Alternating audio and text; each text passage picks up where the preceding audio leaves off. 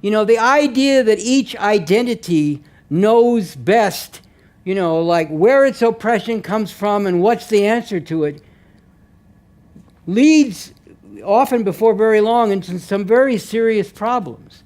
Because once you depart from the idea that there's objective reality and that you have to scientifically analyze that objective reality, then you can have people making up all kinds of things, and then they run into conflict with each other. You know, it's one thing to recognize that if people who suffer a particular form of oppression know better than anyone else what that oppression feels like. There's some real truth to that, but that's not the same thing as understanding where that oppression comes from and what's the means for putting it into it. That's something different that has to be determined scientifically. And, you know, I'm not about to follow Barack Obama, Clarence Thomas, or Colin Powell, who's a massive war criminal. You know, don't tell me that they know better what is the answer to the oppression of black people, for example, rather than this is something that has to be scientifically determined. They don't even have an interest in putting an end to that oppression because they are highly ranked functionaries of the system that embodies and enforces that oppression. And let me give you an historical example. Look at the Civil War. After the Civil War, there was a whole contingent of black people who became known as the Buffalo Soldiers because they joined with the cavalry, the military going west, to wage war against the Native Americans and steal their land and drive them into concentration camps called reservations. And they did that because that was their spontaneous thinking about how their own interests could be advanced. And on the other hand, during the Civil War, you had various Native American peoples, some of whom sided with the North, and some of whom sided with the Confederacy, all based on how they perceived the narrow interests of their people in relation to that.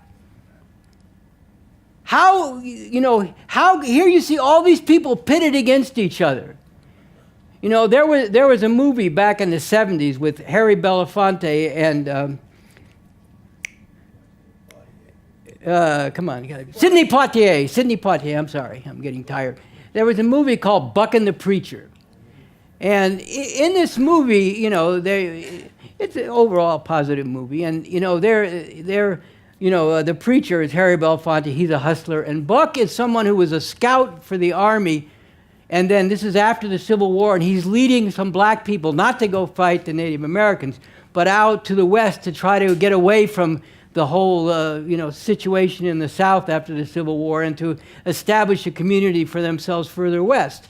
And there's a really important scene in there where they're trying to pass through the territory of one of the Indian peoples, Native American peoples, and all of a sudden a whole phalanx of these armed Native Americans appears, and Buck, played by Sidney Poitier, goes up to the war chief of the Native Americans and is trying to negotiate a passage through.